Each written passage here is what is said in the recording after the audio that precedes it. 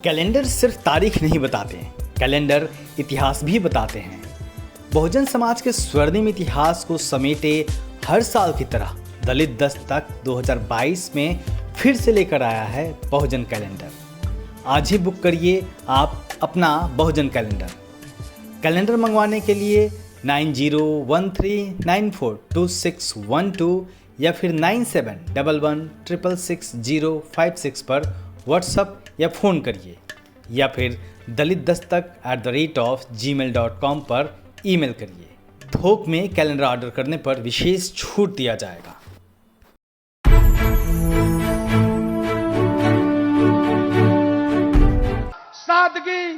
सादगी सरलता के वैभव हैं श्रीमान राष्ट्रीय अध्यक्ष जी। सादगी सरलता के वैभव हैं श्रीमान राष्ट्रीय अध्यक्ष जी। अरे समाजवादी पार्टी के चमन के सौरभ हैं राष्ट्रीय अध्यक्ष जी। कोई उपना नहीं, शब्दकोश नहीं।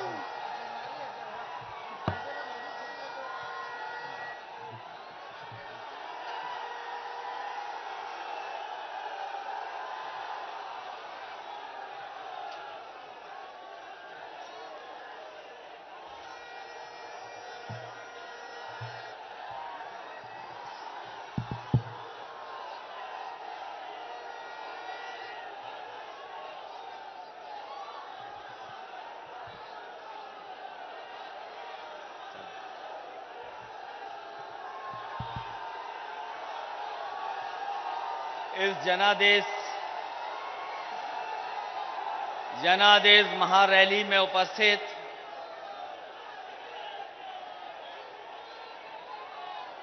जनादेश महारैली में यहां पर उपस्थित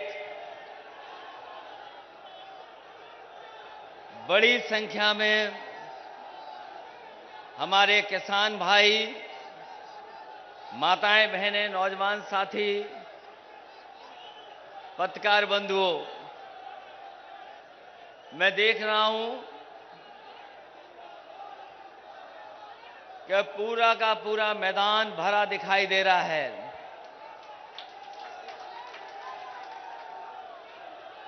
जहां ये मंच है हमारा और आखिरी तक पूरा का पूरा मैदान भरा है, पंडाल भरा हुआ है। पंडाल के बाईं ओर मैं देख रहा हूं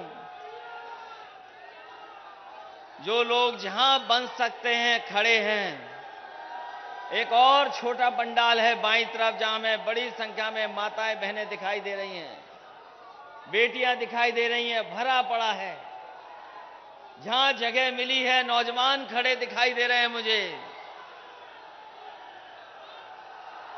जहां तक दिखाई दे रहा है।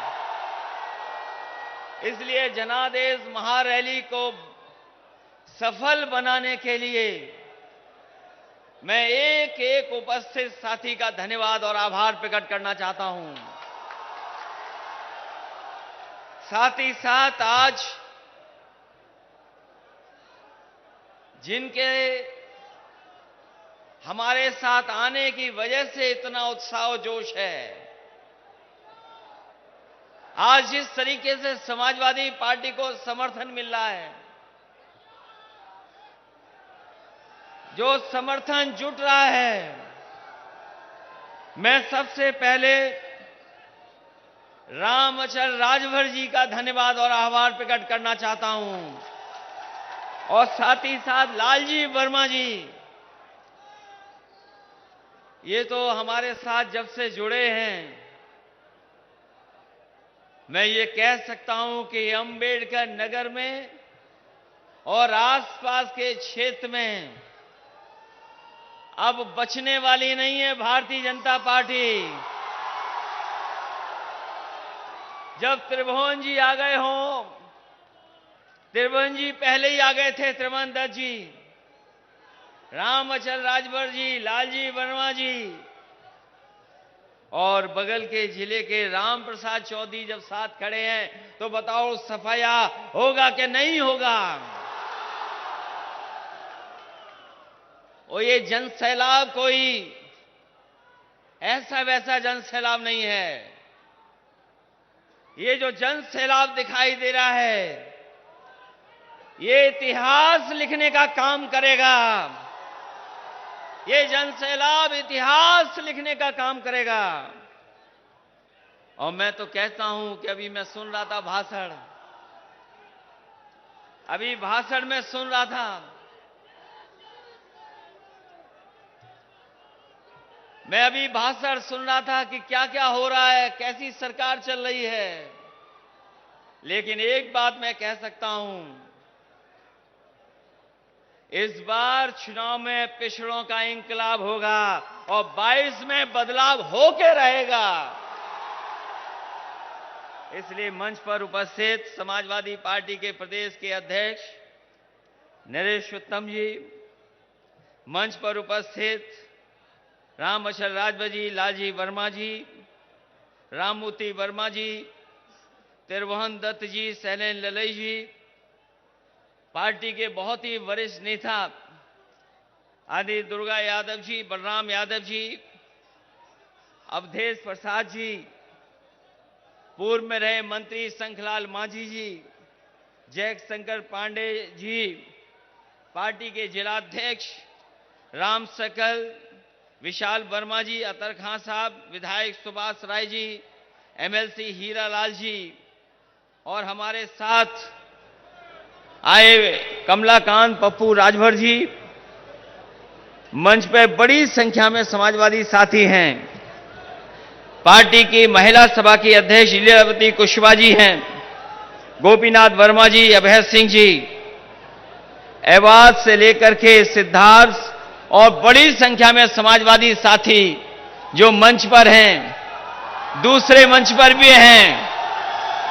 बहुत सारे जिम्मेदार नेता कार्यकर्ता हमें सामने दिखाई दे रहे हैं। सभी हमारे नेता साथी,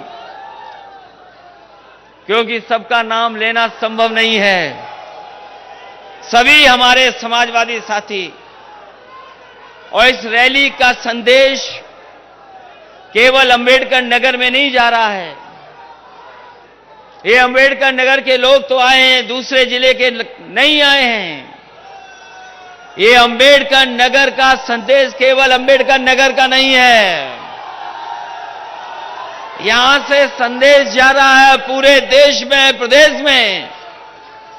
और जब इस धरती पर आए हों, जिस जिले का नाम अंबेडकर नगर हो और इसी धरती से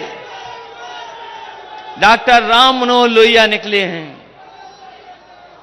ये दोनों ऐसे महापुरुष हैं, अगर इनकी विचारधारा के रास्ते पे निकल चलें तो जो सपना देखा था हमारे पूर्वजों ने, ये दोनों विचारधाराएं हमारे भारत के सपनों को पूरा कर सकती हैं।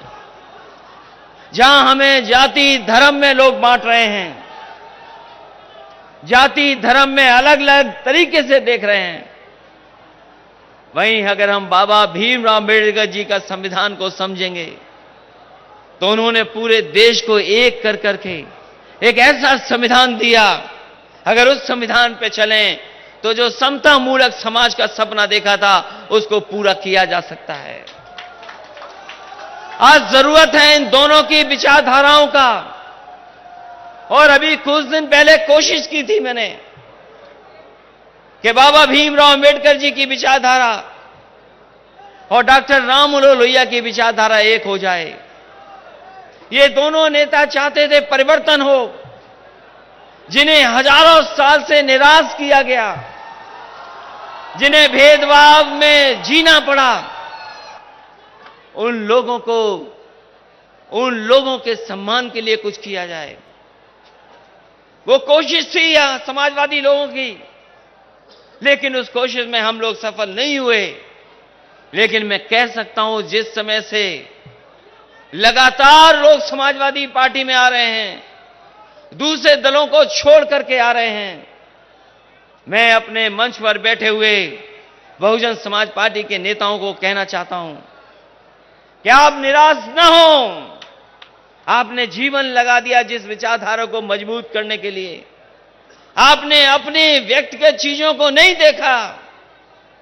अगर आपको पसीना बहाना पड़ा, आपने पसीना बहाया। आपको त्याग करना पड़ा, त्याग करके दिखा दिया। अगर कहीं खून भी देना पड़ा तो खून दे दिया। लेकिन हम आपको भरोसा दिलाते हैं, आज आप समाजवादी लोगों के साथ हैं। जो सपना आपने देखा था उसको पूरा करने के लिए हम समाजवादी लोग आपको सम्मान देने का काम करेंगे। मुझे याद है अंबेडकर नगर, बहुत काम हुए समाजवादी सरकार में। ये टांडा में जो बिजली का घर बना है, बड़ा खड़ा है, ये नहीं लग पा रहा था। उस समय मंत्री जी और उनके क्षेत्र का शंखलाल मांझी जानते होंगे, जो एनटीपीसी के बड़े बड़े अधिकारी हैं, वो आए थे। उन्होंने कहा कि हम जमीन नहीं पा रहे हैं, जिसकी वजह से ये बिजली का कारखाना नहीं लग पा रहा है। उस समय प्रयास किया और प्रयास का परिणाम यह हुआ कि समाजवादी सरकार में आसपास का सबसे बड़ा बिजली का कारखाना लग करके खड़ा हो गया। ये हमारे राममूर्ति वर्मा जी जानते होंगे, जिस विभाग के मंत्री थे, उस विभाग ने विभाग को सुधारने का काम किया। जहां उत्तर प्रदेश दूध के उत्पादन में नंबर 1 है और समाजवादी सरकार में कारखाने लगने लगे थे। अमूल उत्तर प्रदेश आना चाहता था, कोई मौका नहीं मिल रहा था। समाजवादी सरकार बनी और यही राममूर्ति वर्मा जी मंत्री थे। हम लोग अमूल का कारखाने उत्तर प्रदेश में लाने के साथ साथ जो आपका अमूल से पुरानी संस्था है, पराग को भी जिंदा करने का काम समाजवादी लोगों ने कर करके दिखाया। न केवल दूध का उत्पादन बढ़े, बल्कि हमारे गाय को, जानवरों को पौष्टिक आहार कैसे मिल जाए, उसको बनाने का भी कारखाना आपके अंबेडकर नगर में लगने का काम हुआ है। बिजली का काम, अगर सब स्टेशन लगाने का काम किसी साथी ने दिया होगा तो सब स्टेशन लगे हैं। हमारे मंच पे बैठे नेता और जनता जानती होगी जिसके गांव के आसपास सब स्टेशन लगा है। बड़ी संख्या में सब स्टेशन लगना शुरू हो गए और एम्बुलेंस जो 102, 108 एम्बुलेंस है, जब कभी किसी गरीब की जरूरत पड़ती है एम्बुलेंस की, तो वो फोन मिलाता है, उस एम्बुलेंस से मदद लेता है। ये समाजवादी सरकार की देन है। न केवल एम्बुलेंस से मदद मिल रही है, फोन पर एम्बुलेंस आ रही है, बल्कि दुनिया की बेहतरीन व्यवस्था भी समाजवादी लोगों ने चालू करने का काम किया था। 100 नंबर मिलाते थे, पुलिस मदद पे पहुंच जाती थी। वो इंतजाम अगर किसी ने किया तो समाजवादी लोगों ने कर करके दिखाया। लैपटॉप भी बंटना शुरू हो गया था। जो बच्चे अच्छी पढ़ाई कर रहे हैं और आगे पढ़ना चाहते हैं, उनकी मदद के लिए भी समाजवादी लोग आगे आकर के खड़े हो गए थे और बड़ी संख्या में नौजवानों को लैपटॉप बांटने का काम शुरू हो गया था। ये जिला है हमारे बुनकर भाइयों का। हमारे बुनकर भाई जानते होंगे, नेताजी ने जो बिजली का इंतजाम किया था कि उनको फिक्स रेट पे बिजली उपलब्ध होगी। जो काम शुरू हुआ था नेताजी की सरकार में, किसी सरकार ने नहीं रोका। वो काम और आगे बढ़ता चला गया। समाजवादी सरकार में और सहूलियत देने का काम हुआ, उनकी मदद हुई। लेकिन जब से भारतीय जनता पार्टी की सरकार आई है, उन्होंने उस इंतजाम को भी बंद कर दिया। अब आज फिक्स रेट हमारे बुनकर भाइयों को नहीं मिल रही है। धान खड़ा है खेतों में, सरकार कह रही थी आय दोगुनी कर देंगे, लेकिन बताओ धान की आय कितनी हो रही है? कोई खरीदने वाला नहीं, कोई पूछने वाला नहीं। जहां सरकार हमारे किसानों की नहीं मदद कर रही, वहीं राइस मिल मालिकों की भी कोई सुध नहीं ले पा रहा है। ये बातें मैं इसलिए कह रहा हूं, इन बातों को मैं इसलिए कह रहा हूं आपके सामने, क्योंकि समाजवादी लोगों ने काम कर करके दिखाया था। समाजवादी लोगों ने जनता को जोड़ करके जनता के बीच में खुशहाली कैसे आए उस दिशा में काम करना शुरू किया था।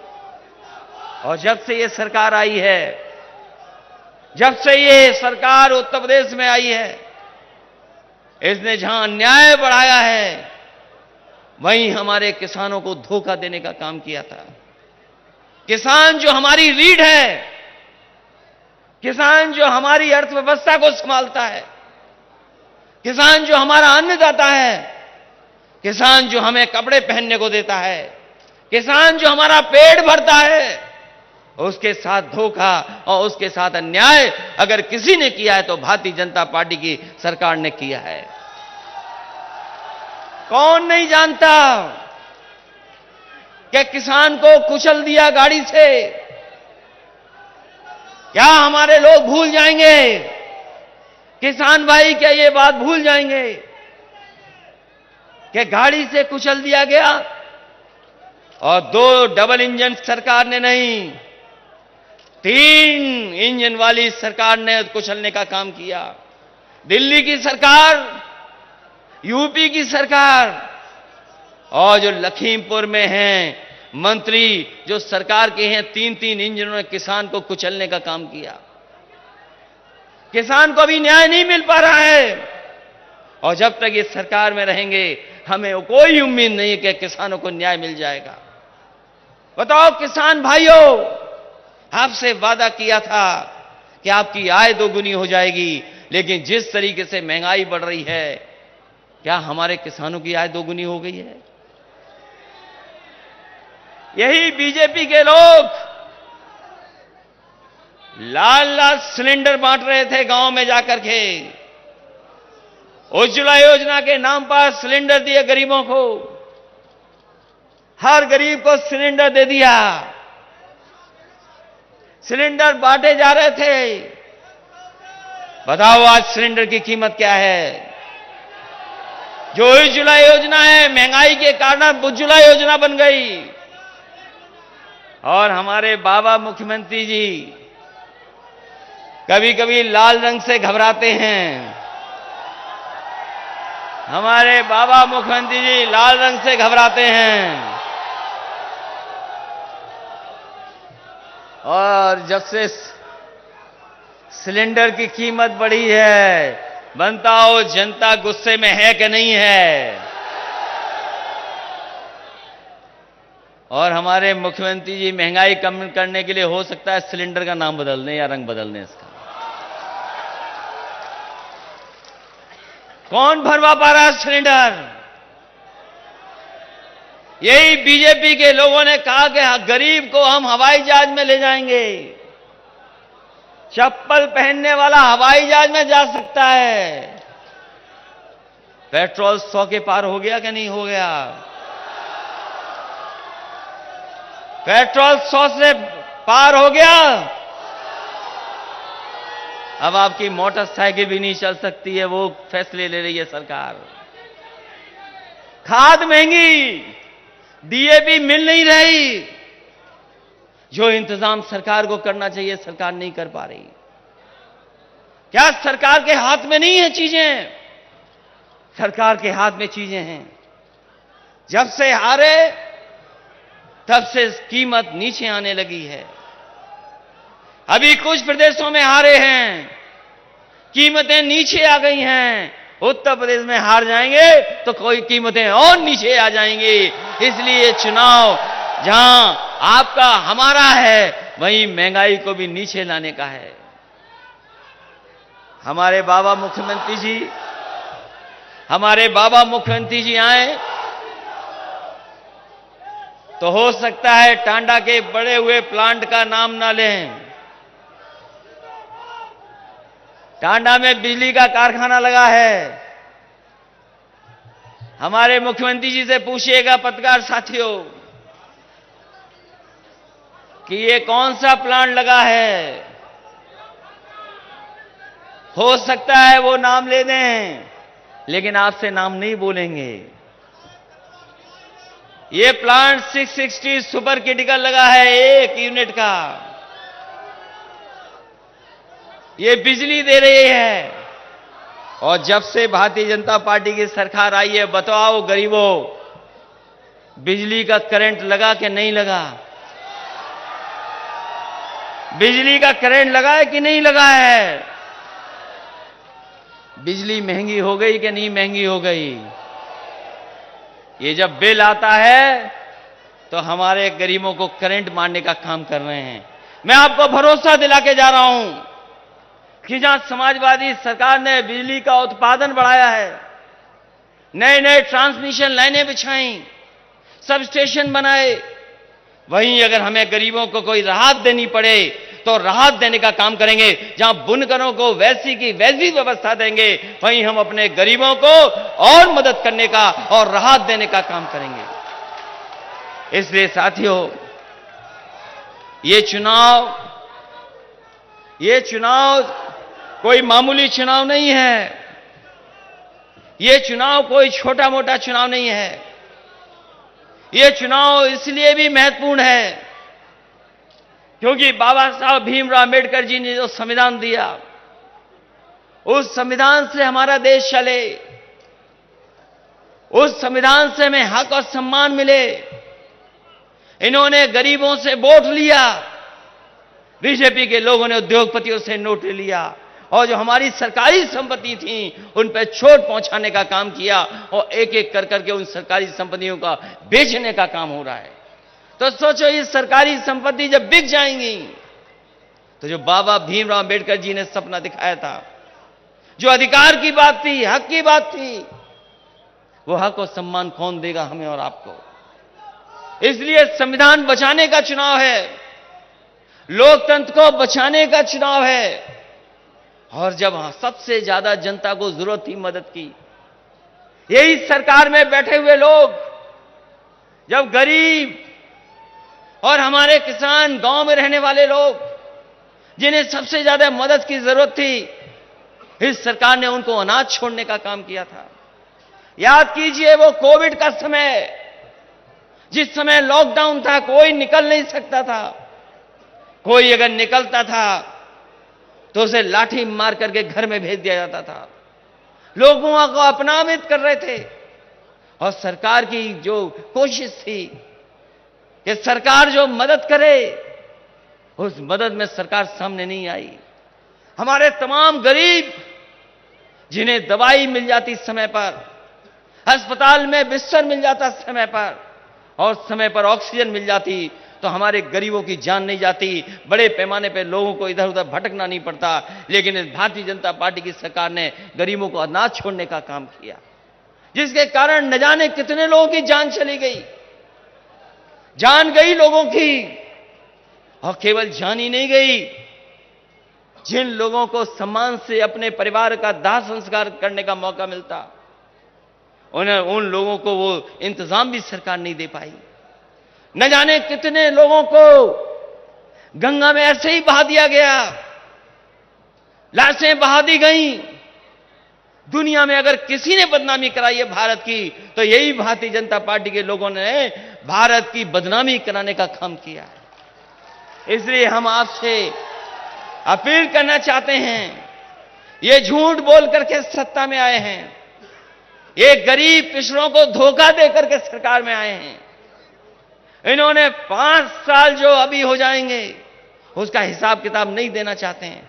आज भी ये सरकार शिलान्यास का शिलान्यास कर रही है, उद्घाटन का उद्घाटन कर रही है, और 4.5 साल बनने के बाद भी, इतना समय गुजर जाने के बाद भी ये अपना काम नहीं उद्घाटन कर पा रहे हैं।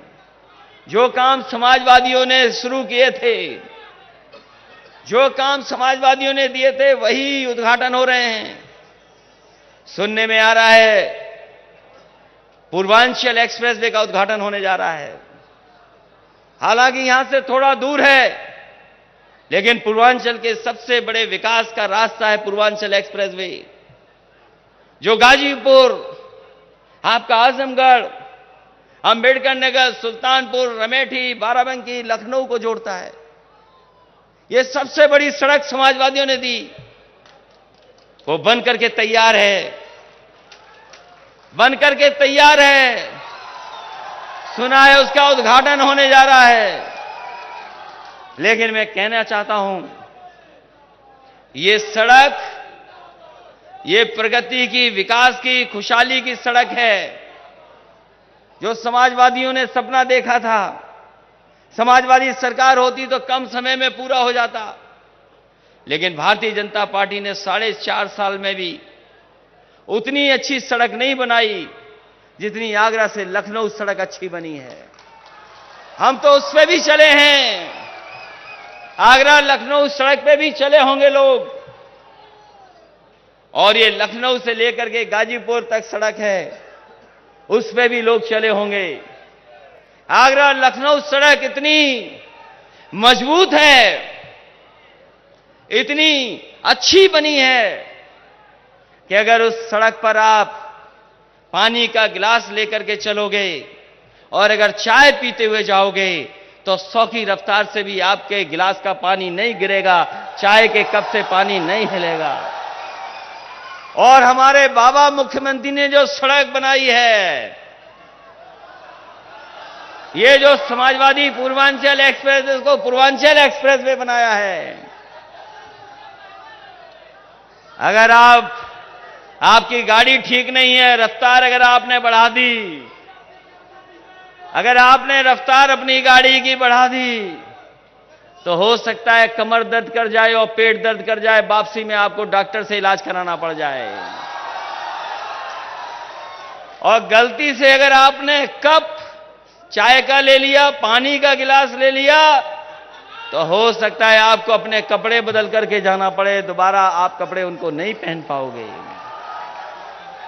मैं कहना चाहता हूं सरकार के लोगों से, जहां बुलडोजर चलाना चाहिए था वहां बुलडोजर नहीं चलाया। अगर सड़क पर सही तरीके से बुलडोजर चला होता तो सड़क आगरा लखनऊ से भी बेहतरीन होती। मैं जानना चाहता हूं, हमारे मुख्यमंत्री को बड़ा शौक है बुलडोजर चलाने का। जिस समय बुलडोजर चलना था सड़क पर, आप बुलडोजर नहीं चला रहे थे, क्या कर रहे थे ये पता ही नहीं है, क्या कर रहे थे पता ही नहीं है। और अगर आपने धुआं उड़ाते हुए बुलडोजर चला दिया होता, और अगर आपने धुआं उड़ाते हुए बुलडोजर चला दिया होता, तो आगरा लखनऊ से बेहतरीन सड़क होती हमारे पूर्वांचल के लोगों की, लेकिन आपने बुलडोजर वहां नहीं चलाया। ये हमारे कमाल के मुख्यमंत्री जी हैं, जहां जो काम करना चाहिए वो काम नहीं करते। हमारे मुख्यमंत्री कमाल के हैं, जो काम जहां करना चाहिए वो नहीं करते, जो काम करना चाहिए वो नहीं करते हैं। आज हमारे नौजवानों का भविष्य बनाने का समय है, इन नौजवानों के सपने पूरे होने का समय है, लेकिन हमारे बाबा मुख्यमंत्री नौकरी रोजगार की तरफ नहीं देख रहे। समय बदल गया है, चीजें बदल गई हैं, हमारे नौजवानों के हाथ में है, आज मोबाइल है उनके हाथ में। समय बदल गया है, चीजें बदल गई हैं, काम करने का तरीका बदल गया है, लेकिन हमारे बाबा मुख्यमंत्री आज भी धुआं उड़ा रहे हैं। अपने संकल्प पत्र में लिखा था उन्होंने कि हम लैपटॉप देंगे बच्चों को, डाटा दे देंगे, यूनिवर्सिटी कॉलेज को वाईफाई कर देंगे। हम जानना चाहते हैं, इतना समय गुजर गया है, ना आपने लैपटॉप दिया, ना वाईफाई किया, ना डाटा दिया, और अब कह रहे हैं कि टैबलेट देंगे। हम पूछना चाह रहे हैं, 4.5 साल से कौन सी टैबलेट दे रहे थे आप? कौन सी टैबलेट बढ़ रही थी? इसलिए जो काम करना चाहिए वो काम नहीं करते हैं। आज मोबाइल से दुनिया की जानकारी हासिल की जा सकती है, आज मोबाइल से हम दुनिया के बारे में जान सकते हैं। पूरी दुनिया सिकुड़ करके मोबाइल पे आ गई है। हमारे नौजवान जानते हैं, जो थोड़े बहुत संपन्न हैं, वो मोबाइल से ही कारोबार कर लेते हैं, कुछ सामान मंगा लेते हैं। अगर कस्बे हैं, बड़े कस्बे हैं, वहां पर मोबाइल से फोन करना नहीं है, केवल संदेश भेजना है, और आपको खाने से लेकर के सब चीजें उपलब्ध हो जा रही हैं। ये परिवर्तन आया है, चीजें बदली हैं। इसलिए नौजवान साथियों, आपका मुख्यमंत्री ऐसा नहीं हो जो लैपटॉप चलाना नहीं जानता, क्योंकि लैपटॉप चलाना नहीं जानता इसलिए उन्होंने लैपटॉप बांटने का नहीं काम किया। कौन मान लेगा कि हमारे बाबा मुख्यमंत्री लैपटॉप चला लेते हैं? अरे हम तो कहते हैं एक दिन हो जाए, लैपटॉप लेकर के आओ, बुलडोजर लेकर के मत आओ, लैपटॉप लेकर के आओ। और हम तो समाजवादी लोग हैं, लैपटॉप भी चला लेंगे और समय पड़ेगा तो बुलडोजर भी चला लेंगे। इसलिए नौजवान साथियों, आपके भविष्य का चुनाव है। आपका भविष्य कैसे बेहतर बने? नौकरी नहीं है, रोजगार नहीं है। हम जाते हैं दिल्ली में, बड़े बड़े विज्ञापन लगे, नौकरी मिल गई, रोजगार मिल गया। दिल्ली के लोग समझ रहे हैं कि उत्तर प्रदेश में नौकरी मिल गई है, रोजगार मिल गया है। बताओ नौजवान साथियों, अंबेडकर नगर के लोगों, इनका कौन सा बड़ा काम है जो आपके जिले में हुआ है? कौन सा बड़ा फैसला है जिससे आपका जीवन बदला है? दिल्ली में तो लगा दी होर्डिंग कि नौकरी मिल गई, रोजगार मिल गए।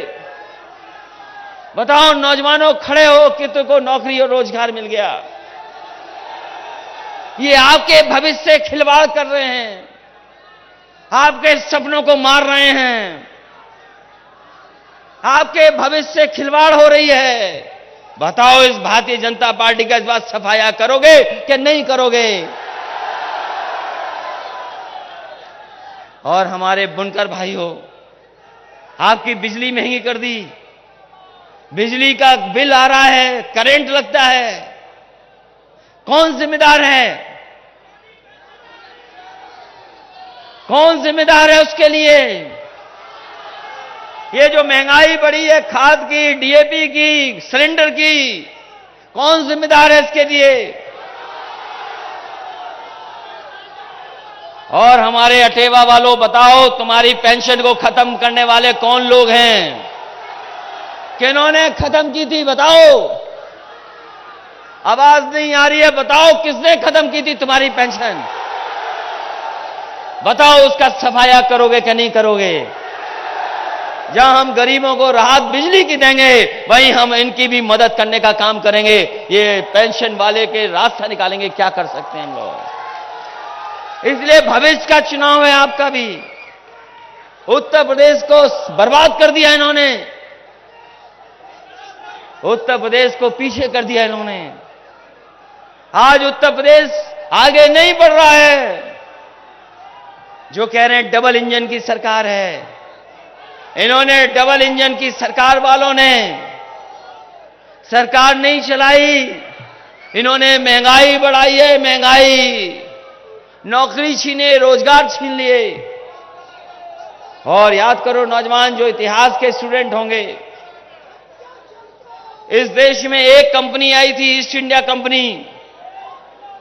ईस्ट इंडिया कंपनी आई थी कारोबार के नाम पर, बहुत सी कम चीजों का कारोबार करती थी, काली मिर्च का, मसालों का, कॉटन का। वो कंपनी आई, कारोबार करती रही, और वहां पर एक फैसला हुआ, इंग्लैंड में, ब्रिटेन में एक फैसला हुआ, एक कानून बना, और वो कंपनी जो कारोबार कर रही थी वो सरकार बन गई। बताओ साथियों, इतिहास पढ़ा है कि नहीं पढ़ा है? और मैं कहता हूं ये पलट करके, पढ़ करके देखिए। ईस्ट इंडिया कंपनी आई थी एक भारत में, और ब्रिटेन में एक कानून पास हो गया, ईस्ट इंडिया कंपनी सरकार बन गई। और आज जो फैसले ले रही है सरकार, एक एक कर करके हमारी सरकारी कंपनियों को बेच रही है, सरकारी संपत्ति को बेच रहे हैं, प्राइवेट कंपनियों को। तो सोचो, एक कानून ने सरकार बना दिया, और ये लगातार ऐसे कानून पास कर रहे हैं कि हमारे देश को कंपनी बना दे रहे हैं। तो कंपनी जब बन जाएगी तो हमारे अधिकारों का क्या होगा, हक का क्या होगा, सम्मान का क्या होगा? इसलिए चीजें बेच रहे हैं, ये उद्योगपतियों के हाथ में खेल रहे हैं। याद कीजिए वो नोटबंदी का समय, जिस समय नोटबंदी लागू हुई थी, यही बीजेपी के लोगों ने कहा था कि नोटबंदी के बाद न काला धन बचेगा, न भ्रष्टाचार होगा। कितना समय गुजर गया, कितना समय गुजर गया। आज जिस दिन हम लोग आप लोग बातचीत कर रहे हैं, पुराना याद कीजिए, 8 की रात को ही नोटबंदी हुई थी। याद है कि नहीं है? याद है। और बीजेपी ने कहा था भ्रष्टाचार खत्म हो जाएगा, काला धन आ जाएगा। कितने साल गुजर गए, क्या भ्रष्टाचार खत्म हो गया है? जो बाहर काला धन चला गया था, कितना काला धन वापस आ गया? और हमारे बाबा मुख्यमंत्री जी ने 100 नंबर का पता नहीं क्या कर दिया, 100 से 112 कर दिया। जब 100 नंबर था तो पुलिस भी ठीक थी, लेकिन जब से 112 हुआ है, पुलिस को पता नहीं क्या हो गया है, जाने क्या हो गया। और इतना अन्याय भी किसी सरकार में नहीं हुआ होगा, इतना अन्याय भी किसी सरकार में नहीं हुआ होगा जितना इस सरकार में हो रहा है। जो कानून व्यवस्था की दुहाई दे रहे हैं, वो बताएं कि 100 नंबर को 112 कर करके खराब करने का काम अगर किसी ने किया है तो भारतीय जनता पार्टी ने किया है। और आज सबसे ज्यादा कस्टोडियल डेथ, अगर कस्टोडियल डेथ सबसे ज्यादा कहीं हो रही है, कहीं गरीब की जान पीटते पीटते पुलिस ले रही है, अगर कहीं भी देश में सबसे ज्यादा जान गई हैं गरीबों की, तो वो उत्तर प्रदेश है, जहां पर पुलिस के पीटने की वजह से, अन्याय की वजह से जाने गई हैं। लोग थाने में मर गए। कोर्ट कस्टोडियल डेथ सबसे ज्यादा है।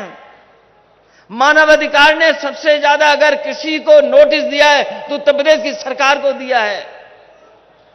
और जो ठोको नीति चलाते थे, जो ठोको ठोको कहते थे सुबह से लेकर शाम तक, बताओ उनके सांसद लोग कूटे जा रहे हैं कि नहीं कूटे जा रहे हैं? जो कहते थे ठोको, पता ही नहीं कौन किसको ठोक रहा है, जिसकी मर्जी है वो उसको ठोक रहा है। ये कानून व्यवस्था है? ये कानून व्यवस्था है क्या? कि बताओ गृह राज्य मंत्री के बेटे ने किसानों पर गाड़ी चढ़ा दी हो, ये कानून व्यवस्था है क्या? और आज जब मैं आपके बीच में आया हूं, पता लगा है कि फतेहगढ़ जेल में कैदियों को नहीं पता था किसको ठोकना है, तो जेलर को ठोक दिया उन्होंने। ये कानून व्यवस्था है? सबसे ज्यादा किसानों की जान चली गई, कोई मदद करने वाला नहीं है। मजदूर पैदल चलते चलते घर पहुंच गए, जान चली गई, किसी की मदद नहीं की। इसलिए उत्तर प्रदेश को बाहर निकालना इनसे, उत्तर प्रदेश को खुशहाली के रास्ते पर दोबारा लाने का काम हम लोगों को करना है। बताओ अम्बेडकर के नगर के लोगों, उत्तर प्रदेश को खुशहाली के रास्ते पे ले चलोगे क्या नहीं ले चलोगे? तो अगर ये आक्रोश है ऐसे आपके अंदर, अगर ये आक्रोश है आपके अंदर, तो बदलाव भी आएगा। और मुझे यकीन है आप पर, ये झूठ के फूल अब बचने वाले नहीं हैं। झूठ के फूल का सफाया होने वाला है उत्तर प्रदेश से। इसलिए एक बार फिर मुझे खुशी है इस बात की कि लगातार समाजवादी पार्टी से लोग जुड़ रहे हैं, लगातार समाजवादी पार्टी के समर्थन में लोग आ रहे हैं। इतना समर्थन समाजवादी पार्टी को पहले कभी नहीं मिला जितना समाजवादी पार्टी को इस बार समर्थन मिल रहा है। इतना समर्थन, इतने बड़े बड़े नेता, इतने बड़ी संख्या में नेता समाजवादी पार्टी में कभी नहीं जुड़े। इस बार हमें खुशी है कि हर वर्ग के लोगों का भरोसा समाजवादी पार्टी पर है आज। और उसका परिणाम यह है कि आज आपके साथ राम अचल राजभर जी आ गए हैं।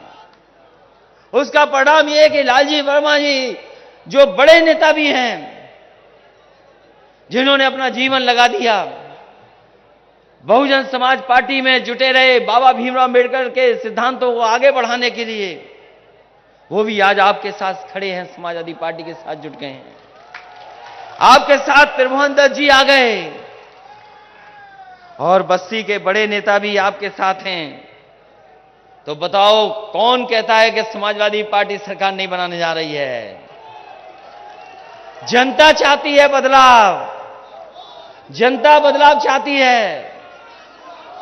और अभी जब मऊ में कार्यक्रम हुआ था, लाल और पीले एक साथ हो गए, लाल पीलों को एक साथ देकर के दिल्ली लखनऊ में लाल पीले हो रहे थे लोग। जो लोग हमारी लाल टोपी को देख के लाल होते हैं, लाल टोपी को देख करके लाल होते हैं, अब सिलेंडर को देख करके क्या करेंगे ये बताओ? हमें लाल लाल सिलेंडर है, इसका भी नाम बदलेंगे क्या? अच्छा हुआ हाल फिलहाल मुख्यमंत्री जी यहां नहीं आए, नहीं तो कहीं किसी का नाम बदल देते। और हम तो अपने पत्रकार साथियों से कहेंगे, कोई नाम अगर बदलवाना हो तो हमें बता देना, हम कह देंगे नाम बदल दें। इसलिए इस भरोसे और इस उम्मीद के साथ ये जोश और उत्साह बना रहेगा। ये सरकार के खिलाफ आपका गुस्सा आक्रोश बना रहेगा। और जब वोट पड़ेगा तो सोचो साइकिल की रफ्तार क्या होगी इस बार। जब हम सड़क बना सकते हैं, जब सड़क बना सकते हैं 100 से ऊपर चलने वाली, और कई लोग ऐसे हैं हम जानते हैं उन्होंने अपनी गाड़ी की रफ्तार देखी होगी, रफ्तार भी चेक कर ली होगी कितनी जा सकती है। ये जो एक्सप्रेसवे बना है ये समाजवादियों ने बनाया है। तो इसलिए हो सकता है जनता आने वाले समय में भारतीय जनता पार्टी को 400 सीटें भी हरा दे और समाजवादी पार्टी का गठबंधन 400 सीटें भी जीत जाए। कौन इनके साथ खड़ा है? जब किसान नाराज है, नौजवान नाराज है, व्यापारी नाराज है, अगले नाराज हैं, और बाबा साहब भीमराव अंबेडकर की विचारधारा और डॉक्टर राम मनोहर लोहिया की विचारधारा दोनों एक हो गई हो, तो बताओ ये कैसे बचेंगे उत्तर प्रदेश से? और शिक्षक नाराज हैं, ये पुरानी पेंशन किसी ने छीनी तो भाजपाइयों ने छीनी आपकी, याद है कि नहीं याद है आपको? आज ऐसे लोग हैं जिन्हें वेतन नहीं मिल पा रहा है। ये जितनी भी अच्छी योजनाएं थी सबको रोक दिया इन्होंने। गरीबों के लिए एम्बुलेंस थी, आज एम्बुलेंस नहीं चल पा रही है। 100 नंबर की व्यवस्था थी, इसको खराब कर दिया। बड़े बड़े वादे किए थे कि हम गंगा सफाई कर देंगे, बताओ मां गंगा कितनी साफ हो गई हैं? नहीं साफ है। सफाई तो दूर, ये जो घाघरा बह रही है इसको भी नहीं संभाल पा रहे हैं। जब कभी पानी आ जाता है हमारे गरीबों को बहा ले जाता है, उनका नुकसान कर देती है। सफाई तो दूर, हमारे गरीबों की मदद नहीं कर पा रही हैं। इसलिए आज मंच से मैं कह सकता हूं कि पिछड़ों का इंकलाब होगा और 22 में बदलाव होगा, बदलाव होके रहेगा। इन्हीं शब्दों के साथ एक बार फिर रामचंद्र राजभर जी को, लालजी वर्मा जी को बहुत बहुत बधाई देता हूं और उनका स्वागत करता हूं। और हम भरोसा दिलाते हैं कि समाजवादी पार्टी में उनका पूरा सम्मान होगा। वहीं हमारे मंच पर कमलाकांत उर्फ पप्पू राजभर भी हैं, जिनके पिताजी हमारे बीच में नहीं रहे, आखिरी समय पर वो हम लोगों के साथ उनको छोड़ के गए हैं। हम उनको भरोसा दिलाते हैं कि उनका भी पूरा सम्मान करने का काम समाजवादी लोग करेंगे। इधर हम लोगों ने कोविड में या कोरोना में बहुत से लोगों को खोया है, वहीं समाजवादी पार्टी के मोतीलाल वर्मा जी और हमारी पार्टी के अजीमुल हक साहब जो पहलवान थे, उनको भी हमने खोया है। इसलिए समाजवादी पार्टी ने इन सबको सम्मान देने का काम लगातार समाजवादी पार्टी करती रहेगी। इन्हीं शब्दों के साथ, इस भरोसे और उम्मीद के साथ कि आने वाले समय में बदलाव होगा और बदलाव ऐसा होगा कि उत्तर प्रदेश से भारतीय जनता पार्टी का सफाया होकर के रहेगा। इन्हीं शब्दों के साथ हम अपने किसान भाइयों का धन्यवाद देते हैं। बहुजन समाज पार्टी के आए हुए लोगों का, हमारे पूर्व विधायक जो थे वो भी हमारे बीच में नहीं रहे, जो चुनाव लड़े थे, इसलिए नाम भूल गए उनका,